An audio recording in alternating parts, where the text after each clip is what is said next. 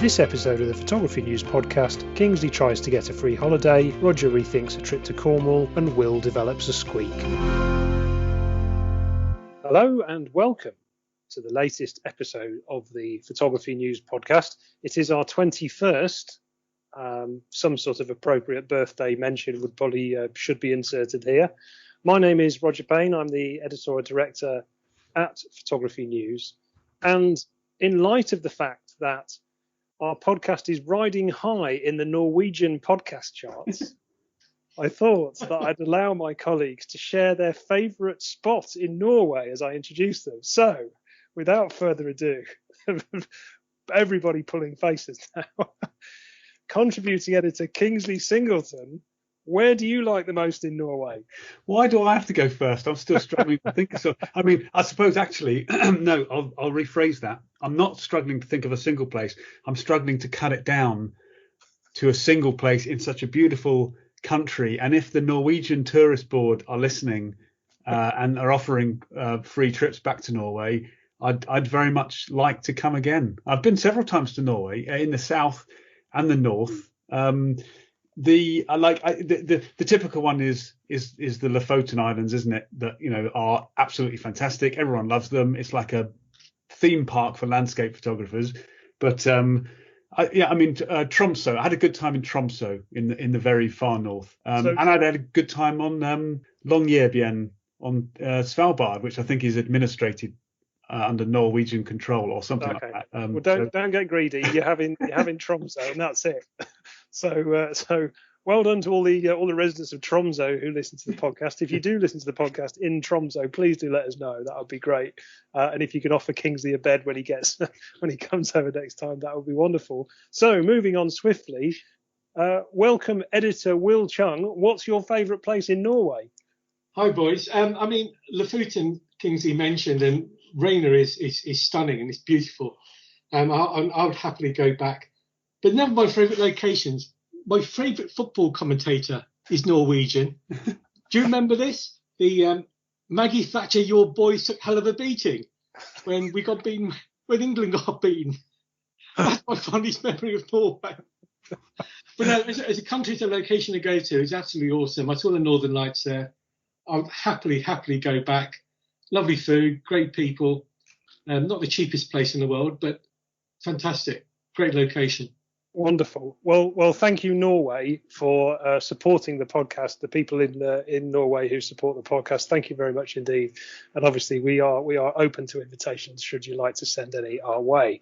So, moving on, let's have a quick chat, chaps, about what we've been shooting or what we've been using over the last fortnight since we last spoke. I'm going to come to you, Will, because I understand that you've been lucky enough to get your hands on one of the hottest cameras at the moment. Is that correct? Yeah, that's right. I've got the Fujifilm GFX100S that was launched not that long ago, and I'm pleased to say I've got it in my hands. I'll hold up for you so you can have a look and while I'm stroking it, because it's rather gorgeous. Marvellous, always good for a podcast. Indeed. With the 80mm 1.7 lens on it. I haven't had it a few days. I took it out yesterday in Cambridge, did some shooting there. So far, so good. I mean, the only issue I've had so far really is the fact with 102 megapixel resolution files, I need a bigger, faster computer to deal with the huge files. And I've done some of these, where you can take a number of shots, or the camera takes a number of shots, 16 of them, and it stacks them so you get a bigger file. And it's a 400 megapixel file. And these things, when they're merged in DNG, they are 1.6 gigabyte. And when you open them up, and this is at 300 dpi. This is, a photographic resolution.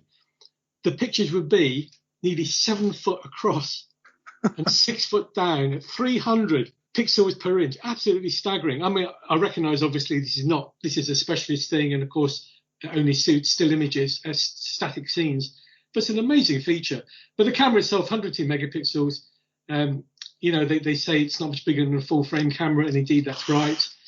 Handles well so far, and it's rather wonderful, I have to say.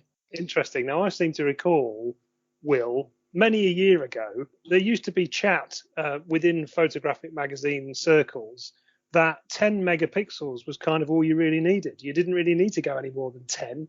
Now we've got something that's got 10 times that number of megapixels, but presumably you're loving the benefits of that. Well, yeah, I mean, the magic figure used to be 14, as I recall, 14 megapixel when you to get the equivalent of Fujifilm Velvia resolution. But the fact is, the more I like megapixels. I mean, I have a Nikon Z7 with 45 of them. I have, a Fujifilm GFX100S, and that's got 50 megapixels.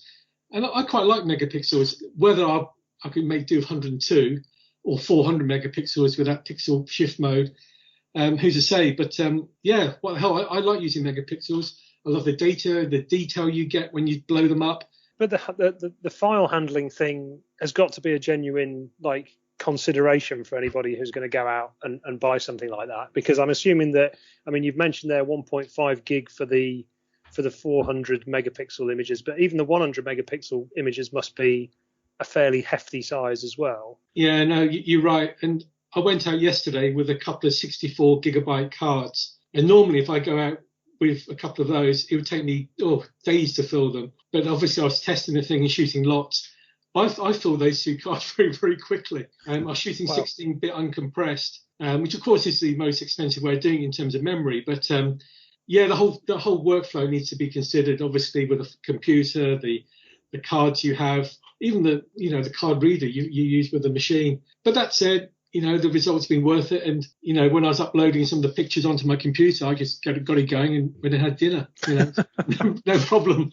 I wasn't doing it professionally, of course, as a professional trying to get things out quickly and off to an agency or anything like that. I was taking my time.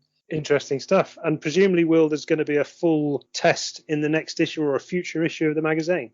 Yeah, I'm working towards the April issue, which is out April the 12th, which is obviously after Easter. So look forward to that review. But so far, I have to say, I'm impressed. Buy one. Great stuff. Thanks, Will. So Kingsley, no doubt a fan of the 100 megapixels, but I presume that you've been doing slightly more modest stuff over the last couple of weeks, have you?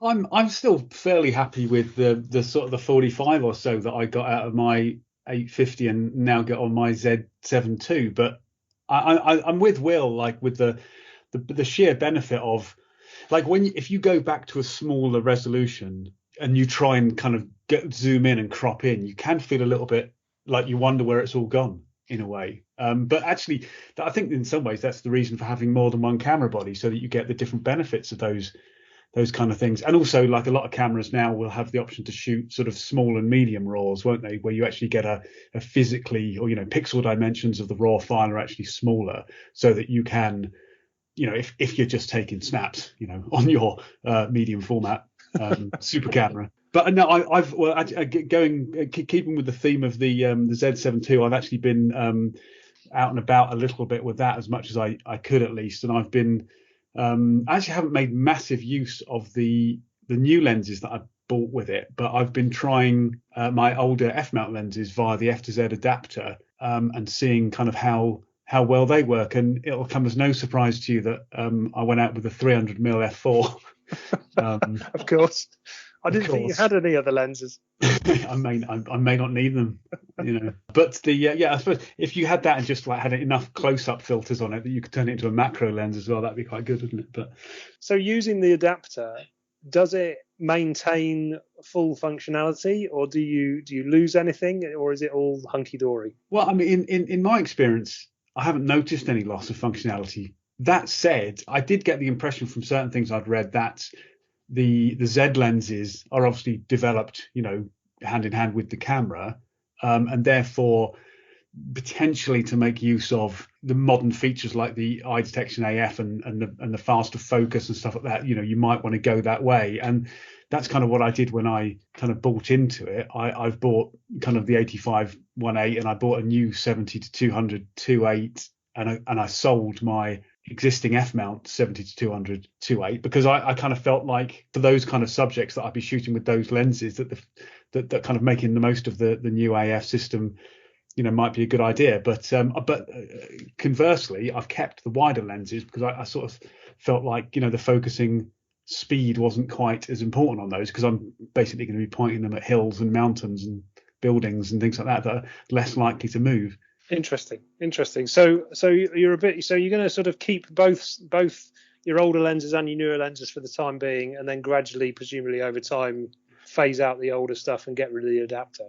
I think it depends on need, doesn't it? But I mean, I have got my eye on a 1.4 times teleconverter for the Z, because I had a 1.4 times that I bought from Will. Ha ha. And I've still got that. Actually, I haven't got rid of that yet. But I thought I should get the Z version to go with my Z70-200.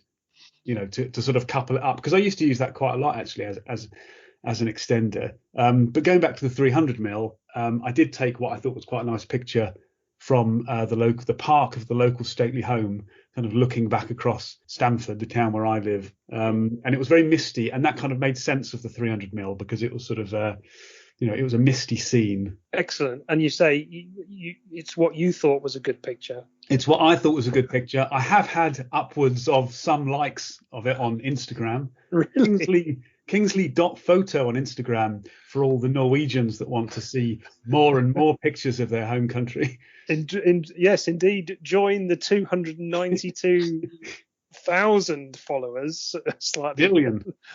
Million now. Oh, impressive! That's gone up exponentially in the last couple of weeks. So, well done, Kingsley. It must be the quality of work you're producing, and good to hear that you're sticking true to your long lens loving.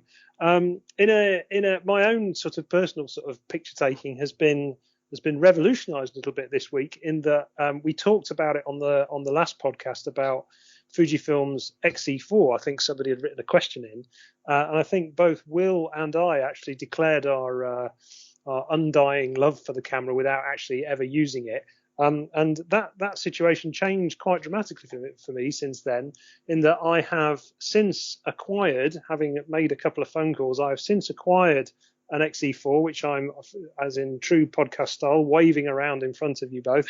It's got the new 27mm f2.8 lens on it, and it also has the additional metal hand grip on, which gives you a slightly larger grip, and a thumb rest on it. Now, I immediately love this camera, but I know that Kingsley has got a bit of an issue with it, haven't you, Kingsley?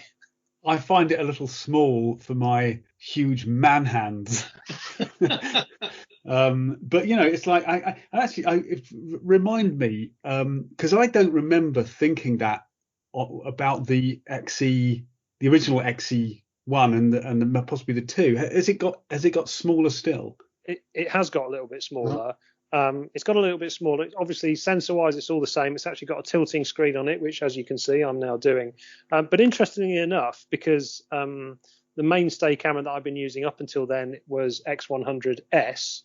Now, it's pretty much, give or take the odd millimeter, it's the same size as an X100S. So, yes, it's small, but it's not that small. I mean, it definitely benefits from the grip and the thumb rest. I'll definitely give you that. But actually, I didn't mind it without that. And the immediate thing that I've noticed about it going from my X100S is how fantastically quick it focuses. It's so quick, and it never misses a beat on the focus. So I'm really impressed with it. Well, it is it's the sort of the internal gubbins pretty much of an X-T4, isn't it? Absolutely. So I think, if you were going to try and put a 300mm lens equivalent onto it, Kingsley, which obviously I know you're a fan of, I think that would probably be a bit of a challenge from a handling perspective. But if you're going to buy the camera and put smaller prime lenses on it, so obviously this 27mm, which is a tiddler, and then things like the 20, the 23, the 35, and the 50mm f2 lenses, I think you're going to absolutely love this. So no, I'm a big fan. I haven't taken very many pictures with it yet, but I'm looking forward to getting out and shooting with it some more.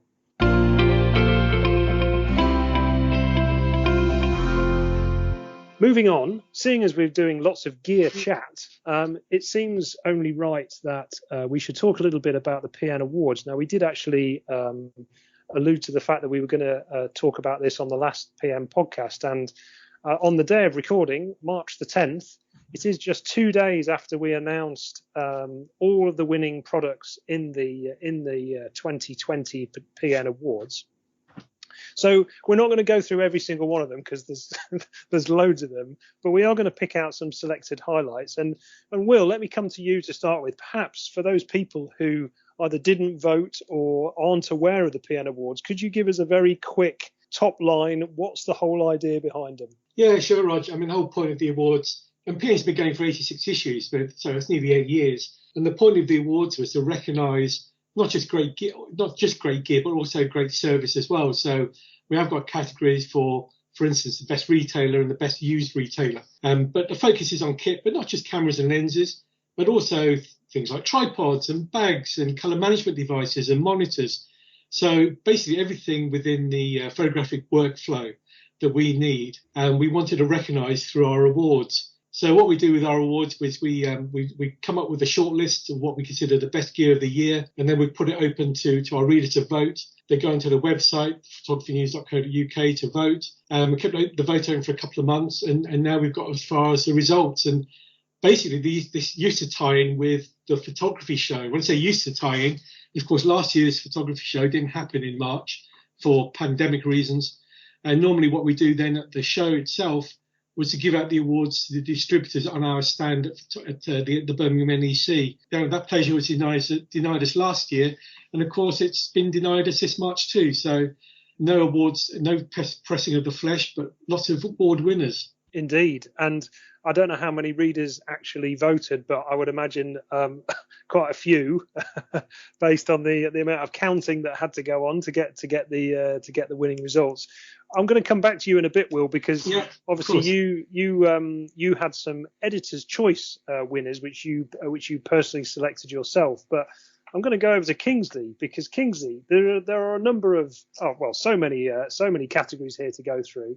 But are there any sort of specific highlights that you kind of wanted to pick out about winning products that perhaps you've used, or that you're particularly supportive of the reader vote on? Well, yeah, I mean, the one of the first ones that sprung out for me was the Nikon Z50, because I think I went on the launch for that, and I was struck sort of straight away that it's what a sort of it's a small, powerful, but actually really nicely handling little camera. And it was one of the things that kind of like that sort of got me into the idea of mirrorless, which I was, sort of I wouldn't say a late adopter. Maybe I'm a sort of a mid-ground adopter for mirrorless.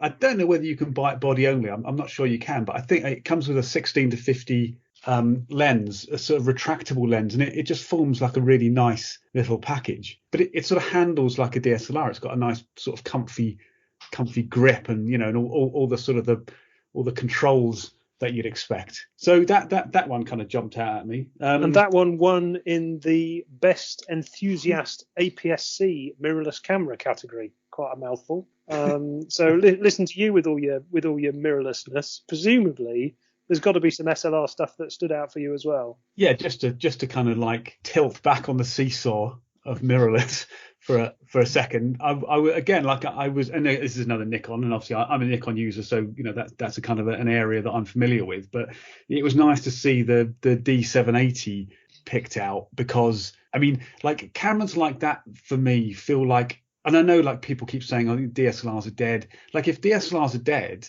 then that is the utmost, or one of the utmost versions of a DSLR that I've ever used. Like, I know, like, I loved my D850, but I kind of had to get rid of that to get my Z7 II in a way, because it didn't seem worth keeping both. But like, having used the D750 and then used for a bit the 780, like, that's just a really, really nice DSLR. Like, resolution wise, it's sort of 24, isn't it? 24 and a half, yeah. 24 and a half.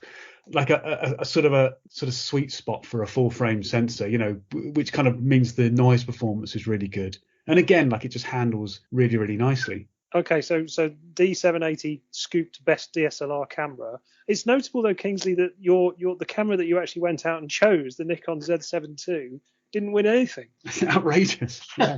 Perhaps I didn't enter enough votes for that. Okay, so moving on from cameras, what else has kind of stood out for you? I noticed the Sigma 14-24 wide-angle zoom, the f2.8 art lens, that got picked out as a winner in the I'm assuming that is the best wide-angle lens category. That one. It is indeed, yes, best wide-angle lens, yeah. And I've got one of those. And it is brilliant, and it's very, very sharp and very, very handy. And it's one of those lenses that you sort of like, occasionally still surprises me how incredibly wide it is at 14mm. You sort of like, the kind of the acreage of the wide end is so huge that that it's sort of quite mind-boggling. But yeah, that's like another really good lens. I mean, it's big, and you've got to upgrade your filters really if you're gonna go down that path. But it's worth it because it is fantastic. Good stuff. I mean, from my own perspective, just going down the long list, I'm delighted to see there's a Billingham in there, Will. this is I've got very fond memories of Billingham, and Billingham Hadley Pro 2020 won the best shoulder or sling bag, which I thought was lovely to see. So obviously the readers have still got a little bit of a love for Billingham. Well, Roger, they're made in England, so I mean they're made here, so let's support them. And the quality of the bags are just awesome. I mean, I've got a couple of Billinghams from 15, 20 years ago, and they look nicely battered, but really stylish, and they've lasted so well. So brilliant bags, probably not as well known as they deserve to be, but yeah, the craftsmanship is brilliant. I'm going to jump back in there and talk about the Shimoda Explore 40. Not a shoulder. Like, I've never really got on with shoulder bags, but I'm a bugger for a backpack. And that, again, that's a really well designed backpack. That is not made in England. I believe they're designed sort of out on the west coast of America somewhere. By kind of hikers and skiers and people like that. And like, one of the things I remember about that was that it's incredibly well made. Really, really useful because it has all these different sort of storage solutions in it, but it's really comfortable as well. Yeah, Kingsley, you're right. The modular approach they took is different, and they are built to last, those bags. They are impressive, I have to say. Is it actually possible to do something different with a bag anymore? It's just something you sling over your shoulder. So what have they done differently with that one then? It's just a modular concept, Rog. So that you buy the shell and then buy inserts to go in however you want to work. But it does amaze me, Roger. I mean, you're right about, bags and tripods is something else.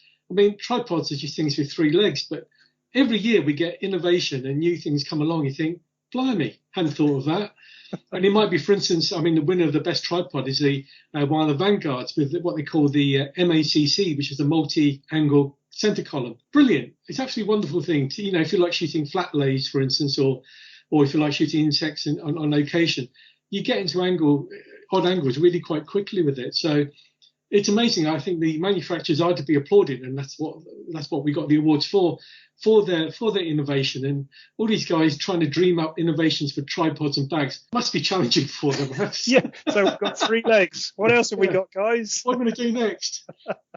So the Shimoda Explore 40 won Best Backpack. I'll just give a quick shout out to MPB, who won Best Used Specialist Retailer. Also happened to support our podcast every other week, which is great.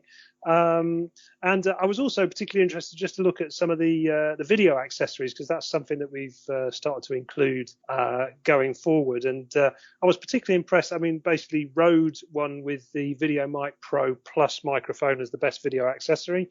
And just a quick plug for a test that I wrote in the next issue of the mag, which is I used the Rode Wireless Go microphones, which are incredible bits of kit. Little sort of clip-on microphones that plug into your auxiliary socket on your camera, and they claim like a distance of like 70 meters, that you can be 70 meters away from the camera and it'll pick it up. And I did this very simple test out in the countryside, and I got nearly 200 meters away, and they were still like, which was very impressive. So maybe that'll be something for next year. And I guess one of the things that these awards do show is that if you're looking to go out and buy some kit in the not too distant future, or use a particular service or whatever, then this is a good place to start in terms of what might be a good company to use or a good product to buy. So definitely check the full list out. So Will, one thing that has been introduced more recently is the Editor's Choice Awards, which is you're basically yourself locking yourself in a room and beating yourself up until you can come up with a definitive list of certain products. Is that effectively what Editor's Choice is all about? Effectively, Rog. Yeah, I mean, if there's anybody to blame for the awards, then it's just me. But it's one of those innovations we came up with as we were going through the awards, and we were having a Zoom conversation with the publishing team. And one of the things I thought, well, we could see the winners coming out. I thought, there's some kit I think just deserves some form of recognition, be that a filter or bag, whatever it might be. I just said to the guys, why can't I pick a winner in each of these categories as well, please? And we bounced it around, and it kind of made sense too. So that was kind of the essence of the Editor's Choice Awards. So I'm not going to go through all of them because I think there are about a dozen, but I just went through some of the key categories, and I thought, well, okay, for instance, in the best filter system, the Lee 85 one, deservedly so, really neat little system. It's a system I use myself. But actually, I thought what Case has done with the magnetic circular system is really quite clever. In fact, it's clever enough for me to actually buy a set. But basically, with these magnetic filters, you put the adapter ring on the lens, and the lens cap or the filter just with magnetism just attaches and detaches really quite quickly. And it's a wonderful little system. And so I made the investment. So, like I said, there were a few categories there which I went through and picked some Editor's Choice Awards. And another one, as an example here, I just called up here, the X-Rite i1 Studio. I mean, I do lots of paper tests in the magazine, and that is the kit I always use to make a profile. And I use generic profiles, that's fine. But when I start doing my custom profile with that kit, it works so well. And I thought, actually, I wouldn't mind recognising that. So it was as simple as that, Roger, and as self-indulgent as that, if you like. And yes, if there's anybody to blame for them, then yeah, point the fingers just at me. Well, they are very you, Will. I mean, I'm looking at the full list, and there's printing papers, there's monitors, there's all sorts of stuff. So definitely, I would encourage everybody to take a look at the latest issue of Photography News. You can do that by going to our website, which is www.photographynews.co.uk, where you can read the magazine for free. The issue that you need to look at is issue 86, which is the very latest issue. If you want to put your email address in on the website, then we will email you whenever a new issue comes out. And so, yeah, do take a look at that. There's definitely some fantastic prizes. Congratulations to all the companies and all the products that have won this year. And obviously, we will be doing it again next year. And hopefully, we will be handing out some prizes at TPS, which rather nicely leads me on to the fact that, I mean, you said at the beginning there, Will, that ordinarily we would be handing these out at TPS, and obviously we've not been able to do that again so far this year. But the weekend just gone has seen a virtual TPS, a virtual festival taking place. And I understand that you spent a bit of time moseying around the website. So what did you make of it all? Yeah, I mean, it's the second time they've done this. I mean, last year when the show was cancelled in March, nothing happened. And then I think it was in September when the rearranged date was meant to take place. Again, of course, the pandemic put paid to that. But they had a virtual festival then. So I logged on to that time. There were basically a bunch of talks. And some of them I enjoyed. I mean, the thing is, you sit in the comfort of your own home. You can just log on to the website. Well, what I did was, on this occasion, I just went through the program a couple of days in advance, and you can actually just basically tick the ones you want to listen to, and you get a reminder when they were about to pop up. And on Saturday, particularly Saturday, I sat through several of them. Some are really good. Some I was a little disappointed in. I won't mention who were the disappointing ones, but there's some good talks certainly on the Saturday. Sunday less so. The program appealed less to me. For instance, I'm not into newborn photography or weddings, for instance. And some of the hardware bits didn't appeal to me, but I just had it running in the background and while I was doing other things. So I thought the guys at the photography show and the video show did well to keep it going. And of course, hopefully we'll have a proper show in September this year. But the thing for me, of course, is that some of these talks, well, all of these talks, because I'm at the photography show, I'm there working, handing out gongs to the winners of our awards. I don't get a chance to leave the stand apart from to go to the loo and maybe have a bite for lunch.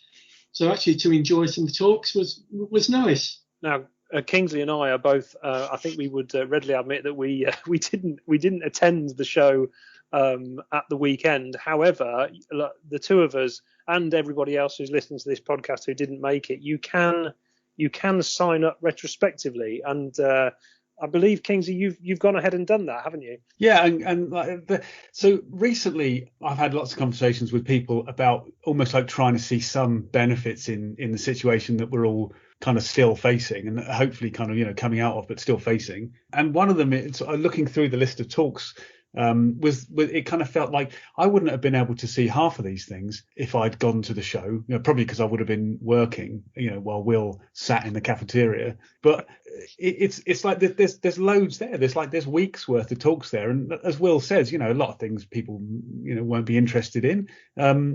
But there will be a lot that you are interested in, and there are some big names there as well. And there are lots of talks, from manufacturers showing you how to use gear and get the best out of it. So, I'm well up for having a scroll through that and spending a few hours watching. I'm not sure, Kingsley, that your definition of working is actually covered by holding a plastic pint of beer in one of the NEC bars and waiting for somebody else to come in and buy you another one. That's not working, is it? It's called networking, Ross. Okay, that's probably why you haven't been for a couple of years, isn't it? We had to wheel you out the last time, as I seem to recall. Okay, good stuff. So if you want to go and have a look at the TPS in after it's finished, which obviously it has done, then the website is thePhotographyShow.com. Is that right, Will? Yep, looks like it. Yeah. ThePhotographyShow.com. So take a look there. You can sign up, and then you can dive into all the online learning there. We would be really interested to hear from you to let us know what you thought about it. If you either attended during the when the show was on or subsequently, we'd love to hear your thoughts. And the best way to do that is to get in touch with us on our email. Podcast at photographynews.co.uk is the best way to contact us there. Now, before we just wrap up this section as a whole, sort of slightly eclectic section, myself and Will and Kingsley all received an email in our inbox this morning. No, not that one, Kingsley, that said that we were giving you a month's notice. It was the one that said that Nikon have announced, let me just read it out when I can find it. Nikon has announced the development of the flagship Z9 full-frame mirrorless camera. So this is Nikon's kind of way of doing stuff these days. They tease us with the fact that a new camera is going to come out. There's a picture of it. They've got the logo sorted, but then there's precious little information about what the camera is going to have, apart from the fact it says it's going to utilize a newly developed FX format stacked CMOS sensor, new image processing engine, and it'll have 8K video and various other video specifications that fulfill diverse needs and workflows. So obviously, when Nikon has come along and, they're probably looking for some ideas as to what they might like to go in this camera. So Kingsley, you're a Z, well, you're both Z series users. So what do you reckon this camera should have in it then? Well, I think I'd first like to allude to what I call the window of suffering. And that's not a camera feature, but it's the period of time after you spend some money on a camera that then something else will be announced that you go, oh, well, I fancy that. And I believe it happened to Mr. Chung after purchasing a Z7, and then the Z7 II was announced some seconds later. But I think what I took from this was that this is obviously Nikon's mirrorless version of the D6, the top end sports professional camera, and therefore it's going to be full of amazing things, and it's also going to be very expensive. So I would love one, but I don't know whether I will buy one. In terms of features, I think the most important thing is the one thing that or rather one of the two things that has actually been announced in that email, and that's the stack sensor, and that means that you're going to get this kind of superior viewfinder readout, sort of without any stuttering or kind of blackout. And the stack sensor architecture is something that also allows this kind of 8K video thing, which I'm totally not interested in. So you've not found yourself using your Z7 II and thinking, if only I could do, shots at 204,000 ISO, or maybe it's already got that. Forgive my ignorance on the top ISO spec. But there must be some functionality on that camera, or that camera doesn't have, which you would expect to see on the Z9. The idea is that the Z9 will have superior AF performance to the camera I've got, and it will have a wider ISO range with better noise performance than the camera I've got, and a bunch of other things. No, I mean, I'm probably still too early in the path of owning that camera to start finding fault with it. I would definitely like a camera with a stack sensor in it, but how long it takes for that technology to to kind of filter down into enthusiast cameras, I think is a big question, because, like, let's face it, the Sony A9, there are three cameras as far as I know that currently have that technology: the A9 Sony, the A9 II, and the Sony A1. And the A9 came out like, what, 3 years ago, more than that, and that stack technology hasn't filtered down into, you know, enthusiast cameras yet. So I mean, it'd be interesting to see when it does. So Will, as somebody who's been using Z series cameras for a little longer than Kingsley, what are you pining for or hoping to see on the Z9? Yeah, I mean, just to backtrack a little bit, Roger. Well, it's interesting the way Nikon have done this. I guess it's all down to the rumour mills and what's circling out there in the ether. There are so many rumours about the Z9 or Z8, whatever you want to call it, that Nikon had to do something. And of course, Canon did this last year with the EOS R5 and R6. You know, they drip fed us information. Really frustrating, actually, I found it.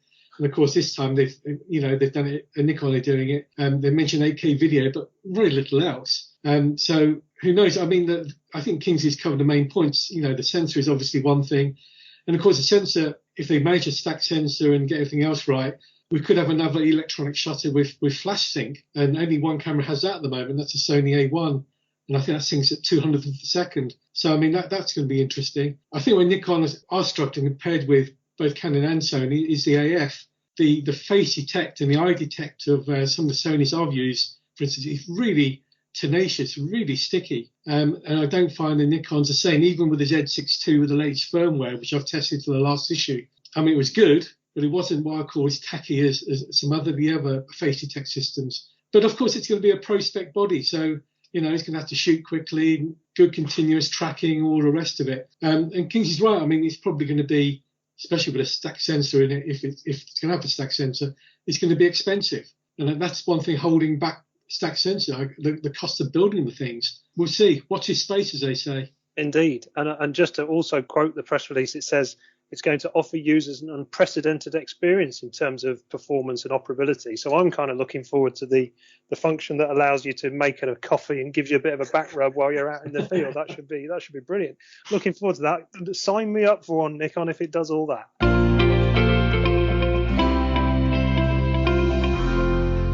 Moving on, let's answer some reader questions. Two questions to get our teeth into today, gents, from people who've sent emails to our podcast@photographynews.co.uk email address. So, Kingsley, I'm going to come to you first on this one. And the question comes from Hugh Stevens. He sent this in on email, and he says, with Boris starting to ease the lockdown, my wife and I have been optimistic and booked a break in Cornwall later this year. I'll take my camera kit, of course, but I always end up taking almost all my kit and not using half of it. How does the team pick what to take and what to leave at home when they go away? Go on, Kingsley. Or do you just take everything so you're no use to Hugh whatsoever? Probably. I suppose, like, through experience, I have tried to start whittling down the amount of stuff I take. And what I take will obviously depend on where I'm going. One thing I won't be doing is going to Cornwall, because I imagine there'll be so many people going to Cornwall that the country may tip in that direction. I've got some time booked down there. Don't tell everyone. Well, perhaps you can say hello. But I mean, I think that's it. I think it's like, we know that he is already considering not taking too much, and that's really good, because that's step one. And the problem with taking too much is actually it causes anxiety. And what it does is it stops you from shooting, because it gives you too many options. It slows you down. You know, even if you're going to leave some of the stuff in your, you know, caravan or your hotel or your cottage or wherever, you just have all these options, and it sort of dizzies the mind. So I would say, depends what he's going to shoot. I mean, if you're going to Cornwall, it's probably going to be landscapes, isn't it? And maybe seascapes and stuff. So, you know, just kind of work out the lenses that you like to shoot in those areas with. Will, if I recall, I'm pretty sure you're one of these sort of people who lays everything out on a bed and then gradually takes stuff out before then deciding. Is that how you do it, or? It has been known that I've laid stuff out on the bed and I just take it all anyway. It's really simple. And the bed as the bed as well. Yeah, I'm with you here. I mean, I do take a lot of stuff away, and I do end up bringing a lot back which I haven't used. But equally, you never know what to expect. So if I was going to Cornwall, I would take my filters and my landscape kit and at least one tripod. But I'd also have a camera for walking around when photography is not top of the agenda but still on my mind. So I would say to Hugh, carry on doing what you're doing, as long as your wife's happy and you've got room in the car. I mean, the thing is, my partner, Annie, she uses a different brand of camera kit from me. So that makes it life difficult because we double up on everything. There's 2 bags of battery chargers and all the rest of it. If we could use the same system, that would be a good idea. Who's going to give on giving up the system, Will? You or well, actually, I know Annie. It'll be you, won't it? Because it will be. It probably will be me. The point there is really the telling thing is that Annie shoots with one system, and you have how many different systems, Will? Well, actually, you say that. Annie has got a Fujifilm and an Olympus system as well as a Canon system, so she's got 3 systems as well. Oh, you're perfect for each other. So yeah, we just need to rationalise our brand somehow. We probably won't do as when we get a smaller car. If we have to go to a smart car or something, maybe we'll rationalise then. Well, my only suggestion to Hugh would be something that I actually did myself when I went away once. And I went away on a family holiday, and I consciously made a decision to only take my Fujifilm X100S. That's all I took. I left everything else at home, and I only took the Fujifilm X100S. And I think you go through this process of, like, for the first 2 or 3 days, you think about the pictures that you could have taken. And then after that, you just concentrate on the pictures that you can take. When do you get hugely frustrated and end up going to the local Jessers and buying a new camera? No, because I'm not as well heeled as you are, Will. We can hide one, of course. I think that's the part. I think the idea, accepting that you are going to miss some shots, is a really important thing to sort of discover in photography. Because otherwise, all you're obsessed about is what you're missing. You should be. It's easier to concentrate on what you can get, and that is, and that helps when you've got sort of, a smaller kind of kit package to kind of, to kind of define those choices. But yeah. Absolutely. And I think that was and of course, what it was every time we went out somewhere, I took a camera with me. So there was never kind of like, oh, shall I take the full kit or not? It was just like, sling it over your shoulder and off you go. I always had a camera with me. I took plenty of pictures, probably as many pictures as I would have taken normally if I'd got my full kit there. And it's probably quite sort of noticeable, the fact that actually the X100S was, until, well, the last couple of weeks, the only camera that I actually kept, because it's just something that I just used all the time. So, I mean, it's a bit like ripping the plaster off. That one is, Hugh, I must admit, but it sort of pairs you right back, and just, you do learn to work with just one lens, one camera, and that's all I worked with. So maybe that's going to work for you. But hopefully, some of the advice there is useful.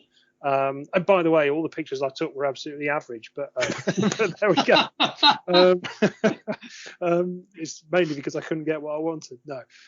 Okay, so now this is an interesting one, Will, from David C. in Eastbourne. He says, my mates and I are talking about doing a 24-hour photo shoot in the summer, presumably when the lockdown lifts. I know that PN used to run Photo 24, but I never attended, and I don't really know how to fill the time. Can the team offer me any tips on to make sure we can spend the whole period taking pictures? Now, Photo 24, Will. Oh, yeah. David C. from Eastbourne, you missed an opportunity there. I mean, we had that running for several years, and who knows, he may come back. But I suppose there are any number of tips. I mean, it depends what location you're thinking of, David. I mean, you mentioned you're from Eastbourne, so I don't know how lively Eastbourne is at 24 hours in the middle of the night. I suspect it ain't that busy. But you and your mates need to think about the location. And London is the place we use, and if you're not that far away from there, so that's a good spot to go to. I would suggest, if you are going to organise one, book yourself a hotel room, and that's not necessarily for sleeping in, but it's for refuge as much as anything else. And even simple things like, in the middle of the night, and you need necessarily to go to the loo. It ain't as easy as you might think sometimes, or you just might think, I need to lie down for half an hour. And indeed, when we had our Photo 24, we had a hotel booked, and I've got a lovely picture actually that we did one year, for instance, at the Nikon school. And I got back there about 3 o'clock in the morning. I went downstairs, and there must have been about, 10 readers all asleep, full out. And indeed, the last one that we had, and again in a hotel in London with Fujifilm, and I've got another picture of several of us all asleep on the floor. So even for that half an hour nap can make a difference. So one, I suggest you pick a location, find a hotel, and then just go with the flow, because there's amazing things you can do. And just night photography around the city. I'm talking about the city of London. It's just a great opportunity. Lots of photograph, beautiful buildings, even at night, try some light painting. And if you want people, go into the Leicester Square Soho area, which I know we're coming out of lockdown, but I imagine it'll go back to normal quite quickly. But there's lots of pictures to be had too. I mean, just, obviously shoot a high ISO with a fast aperture lens if you can. So I think once you start thinking about it, it's quite good. But think about the location first, David. That's what I would try and do. Where are you going to go to, if you shoot for 24 hours? But if during the day, it's easy. It's during those dead hours at night. Totally agree with that, Will. I mean, I just wonder whether or not, do you think that it is worthwhile David and his mates sort of having some form of a structure, i.e., maybe for 24 hours, if they're going to do it for the full 24 hours, that almost they set themselves a series of challenges. So maybe sort of every couple of hours, it's like, right, let's go and shoot this, and then let's go and shoot sunrise, and then let's shoot sunset, and then let's shoot, so on. Does that adding some structure, does that help? Yeah, I think it could help, and give yourself a load of themes beforehand, and you can have a bit of fun with this as well. And maybe, David and his friends can have a brainstorm over a beer when they can, and have a load of ideas on scraps of paper and chuck them into a hat. And then during the evening or during the shoot, you just dip your hand into the hat and see what comes out. So you can do the structure thing, as you say, and there are some obvious points of structure, so, you are going to go for a sunrise, or you are going to go for a sunset. You know where the best place is going to be if you do a bit of research. But you're right, Roger, structure could certainly help. Being random can help. Just going on the spur of the moment can help. Depends what you want to do. I think the thing is, once the adrenaline kicks in, you realise, actually, let's go do some pictures. I think the randomness for me can work quite well. Especially in London, because there are so many pictures to be had literally around every corner. There's some great night stuff you can shoot. And then during the day, when the city starts waking up and he may have some events, of course, it depends when he's planning to do it. But if you do go to London, there's often things like demonstrations and meetings and festivals. All that sort of stuff makes for great pictures. Anything to add, Kingsley? You've done a few photo 24s in your time. I slept through most of them, 23 hours. I think Will's touched on most of it. I think one of the things Will mentioned was research and trying to work out kind of like, particularly, obviously it depends on the town, but I remember that there are certain places we decided would be good to go on Photo 24, and we looked up certain kind of things like roof gardens that were open, which gives you options, keeps you on kind of a path. The idea of a project, I think, is pretty important.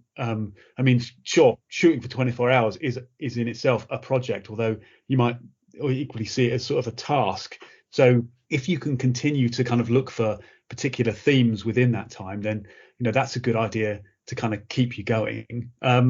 Something else that I think we did a few times was to kind of give some structure by having sort of making our own events. So like if they're getting together in a group, it's possible that they might be able to book, like a model for a few hours at certain times of day, or, something like that to kind of, and as Will said, to get through the kind of like some of the kind of the deader hours in the middle of the night. That could be interesting if anyone's brave enough to kind of do that.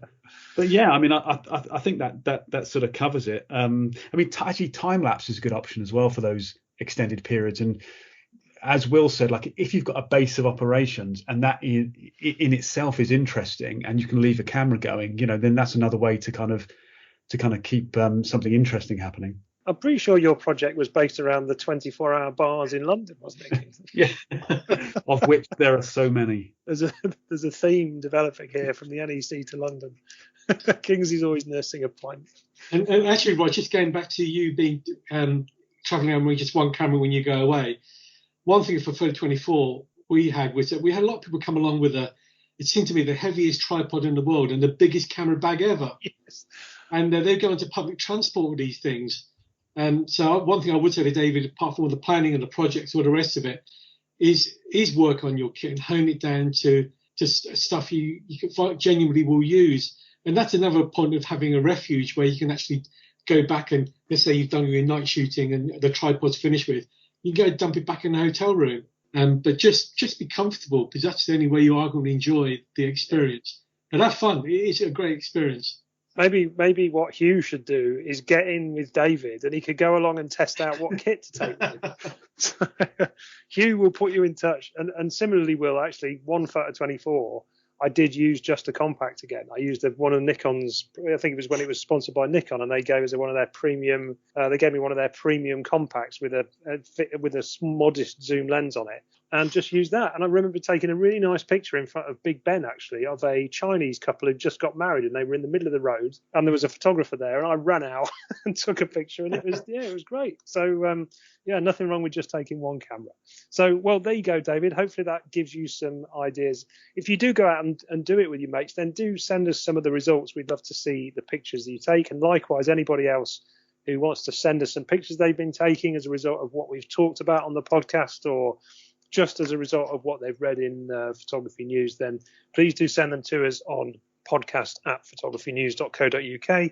You can also get in touch with us on our social media streams, Facebook, Instagram, and Twitter, and the handle for all those three is @PhotoNewsPN.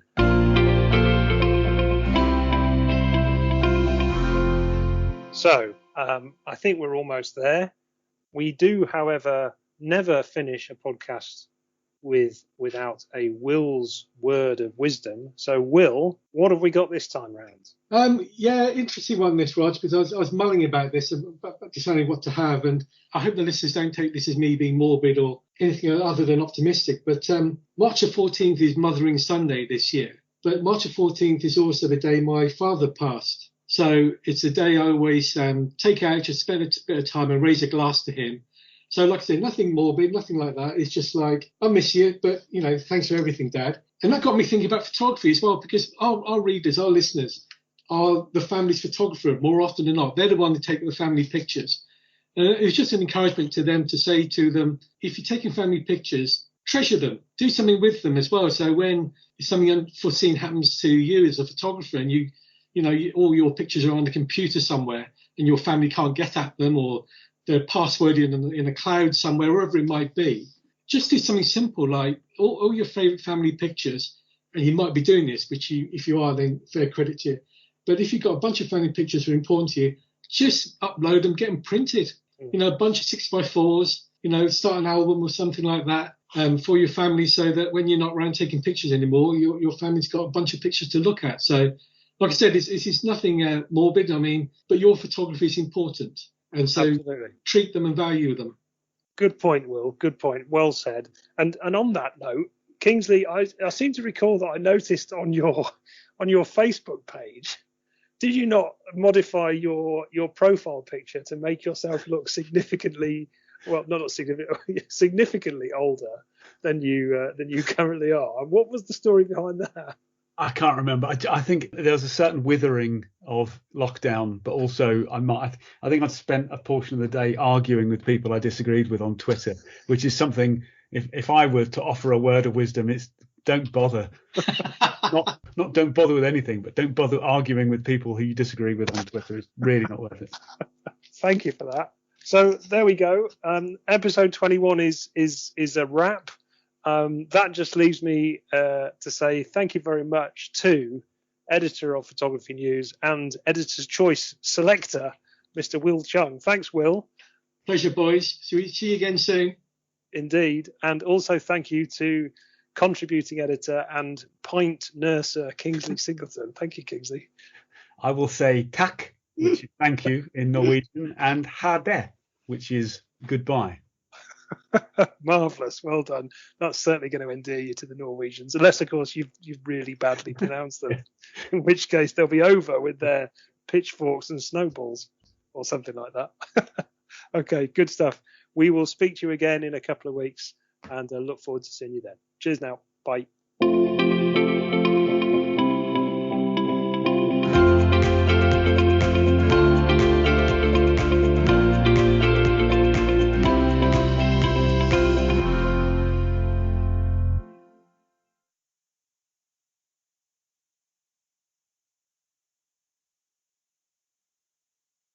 Are you still getting that feedback, by the way? There is a hum. It's not hideous now, but there is a hum.